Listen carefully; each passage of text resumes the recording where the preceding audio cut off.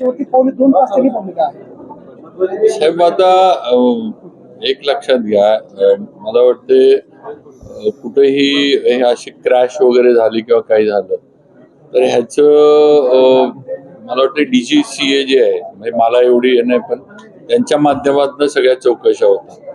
ठीक आहे, राज्य सरकार किंवा पोलिसांना किंवा CID इन्क्वायरी लावा असं होत नाही. DGCA जे आहे ते इन्क्वायरी करत असतं आणि त्यांच्याकडनं जे रिपोर्ट्स आहेत ते येत असतात.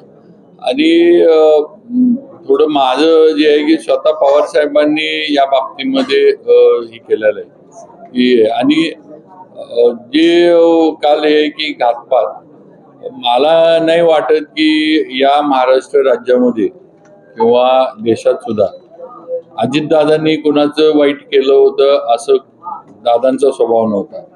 तेव्हा दादांचं कुठं असं बरं वाईट व्हावं त्यांच्या असं कुणीही मनोमन इच्छा करणारं कोणीही नाही. तेव्हा असं काही त्याच्यामध्ये झालं असेल घातपाताचा जो विषय, पण याची ठीक आहे त्यांच्या शंका असू शकतात. ते कुटुंबातला शेवटी आम्हाला तर दादा, आम्ही पण त्यांच्या हाताखाली काम केलंय, त्यांनी उभं केलंय, आम्हाला तर वाईट वाटलं, पण नक्की कुटुंब म्हणून त्यांना ते एक म्हणजे काय म्हणायचं दुःख जास्त असणं, त्यामुळे त्यांच्या ज्या शंका आहेत त्यांनी व्यक्त केल्या, त्याच्याबद्दल ज्या काही योग्य पद्धतीनं योग्य चौकशा आहेत त्या होतील आणि खरं जे आहे ते बाहेर येईल ना. त्यांच्या शंकेचं समाधान होणार 100%. आता आमच्या म्हणजे माझ्याकडनं म्हणण्यापेक्षा स्वतः मुख्यमंत्र्यांचे आणि अजितदादांचे संबंध किती जवळचे होते आणि किती मैत्रीचे होते, किती विश्वासाचे होते, आपल्याला सगळ्यांना माहित आहे, उभ्या महाराष्ट्राने बघितलेले. त्यामुळं 100% मुख्यमंत्री पण ह्याच्यावर सगळ्या ह्याच्यावर लक्ष ठेवून आहेत आणि जे काही शंका रोहित पवारांच्या आहेत त्याचं पण चौकशा होऊन त्याची पण माहिती मिळत आहे. जर आता अजितदादांच्या ह्याच्यावर मी मुख्यमंत्र्यांशी बोललं पाहिजे एवढं काय मला नाही वाटत मुख्यमंत्री वाट बघत बसले. त्यांना ते त्यांचे मित्र होते, त्यांच्या बरोबर सरकार बनवण्यामध्ये सगळ्यामध्ये अजितदादा होते. तेव्हा स्वतः मुख्यमंत्र्यांना पण त्याची एक काय म्हणायची एक घडलेल्या घटनेची त्यांना पण त्याचं गांभीर्य आहे. त्यामुळे कुणीतरी जाऊन त्यांना बोललं पाहिजे आणि मग ते करतील असे त्यांनी स्वतःहून काही गोष्टी सुरू 100% केल्या असणार चौकशी. रोहित पवारांचं आपण समाधान करावं. रोहित पवारांचं चौकशा ज्या काय असतील त्या झाल्यानंतर शासनाकडनं 100% समाधान होईल. या घटनेच्या पार्श्वभूमीवर लातूर विमानतळाचा मुद्दा पुढे आलेला आहे.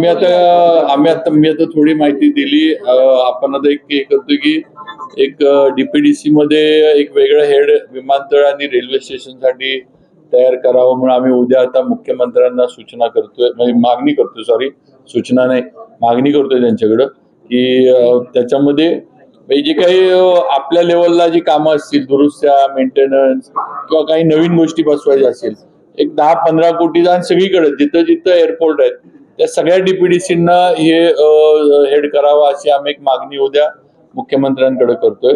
त्याच्यातनं मग रेल्वे स्टेशन पण धरले आपण, म्हणजे रेल्वे स्टेशनच्या पण दुरुस्त्या काही, आता आपल्या इथं रेल्वे स्टेशनचं गेटचा प्रॉब्लेम आहे, तिथं ट्रॅफिक कंजेशन होतं, ते असेल तर एक 15 कोटी रुपये एक वेगळं हेड करून त्याला शासनानं दरवर्षी द्यावेत. आता आपलं विमानतळ आहे तिथं लागणार आता रस्ता करतोय आपण, त्याला हे असेल किंवा तो जे टार्मॅक आहे त्यांचं जे काय म्हणतो आपलं लँडिंग स्ट्रिप जी आहे, धावपट्टी जी आहे ती नीट करणं असेल.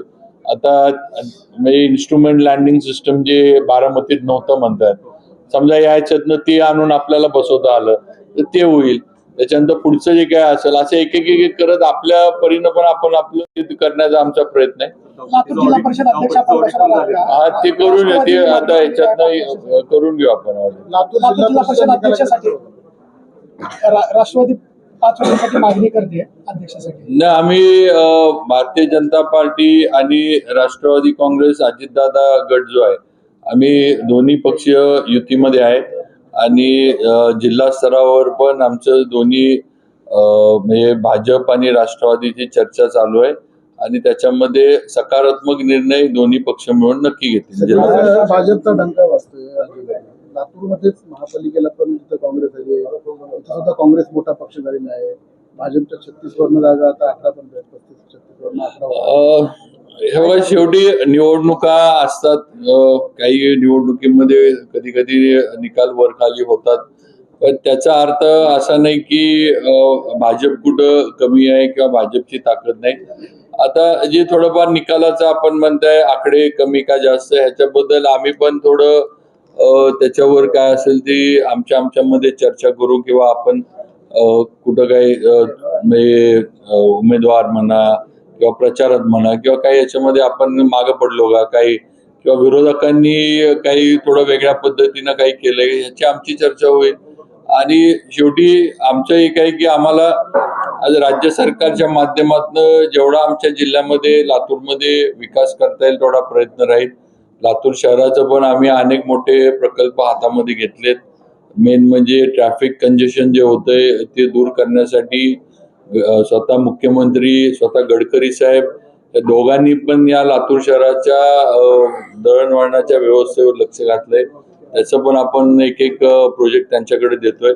आणि ठीक आहे आम्हाला यश मी सत्तेत आम्ही आलो नसलो महानगरपालिकेच्या ह्याच्यात तरी कामाच्या माध्यमातून आम्ही लोकांना परत हे दाखवून देऊ किंवा आम्ही म्हणजे निर्णय भाजपच योग्य आहे आणि आता नाही पण पुढच्या याच्यामध्ये आम्ही परत सत्तेत कसं येऊ हा प्रयत्न आम्ही नक्की करू.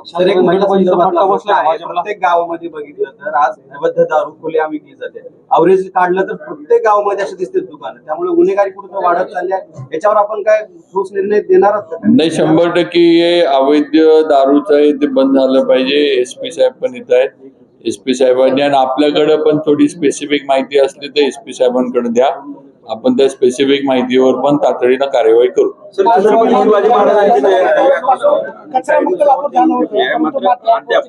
महाराजांच्या पुतळ्याचं सुशोभीकरण अद्याप कुठलं काम सुरू झालं नाही.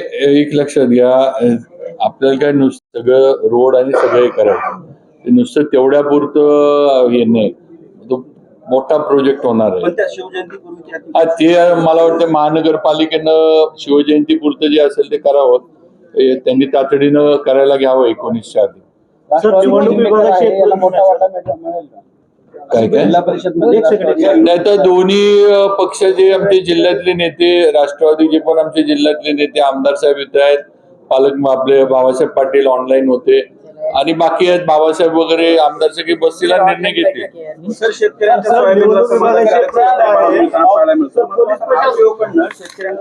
त्यांची वाहन अडवून जवळपास 10 ते 20 हजार रुपये दंड लावण्यात येतो. नाहीतर 5,000 रुपये दिला सोडून देणार. नाही त्यांना देऊ सूचना 100% शेतकऱ्यांची अशी गळचेपी होणे अजून राहिला असेल तर आपण प्रस्ताव मागून घेऊ. पण आता तरी त्याचे नाही पण आपण राहिलं असेल त्याचे मागू. शहरातले दरवाजे ओले असल्यामुळे शेतकऱ्याचं नुकसान झालेलं आहे. विभागाला कृषी विभाग असेल पण त्यांना आम्ही सूचना देऊ. त्यांनी पण या ह्याच्यामध्ये लक्ष घालावं. पण शेतकऱ्याची अशा पद्धतीनं कुठेतरी गळचेपी किंवा त्यांना जर काय अशा पद्धतीनं अडचणीत आणण्याचे होत असेल तर आम्ही शासनाकडनं जी लागेल ती मदत त्यांना आमच्याकडनं केली पैसे दिले नाहीत. 600-500 रुपये दिले दुसरीकडे 2-2 हजार रुपये दिले. चला आम्ही बघतो जर त्या प्रस्तावाचं कचऱ्यावरती थोडं लक्ष दिलं पाहिजे. सुरुवातीला मानसीमध्ये ज्यावेळेस आले कचऱ्यावरती लातूर झाला परंतु मी सूचना देतो.